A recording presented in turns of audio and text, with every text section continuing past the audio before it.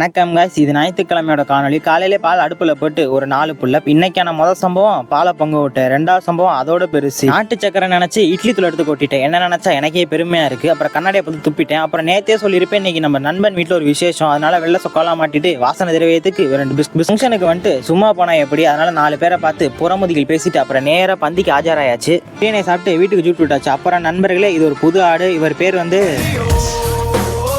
அப்புறம் அடுத்த ஆடு 2 பேருமே லோகேஷ் தான்.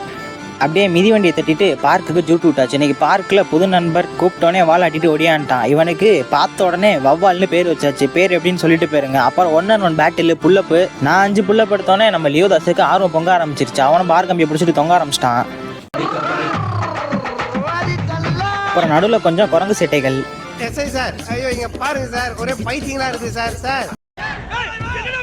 எக்ஸசைஸ் தான் பண்ணுறேன், நீங்கள் எதுவும் நினச்சிக்காதீங்க. நைட்டு சாப்பிட்டதை வீடியோ எடுக்க முடியல. இந்த எக்ஸசைஸோட இன்னைக்கான நாளை முடிச்சுக்கிறேன். நாளைக்கு பார்க்கலாம்.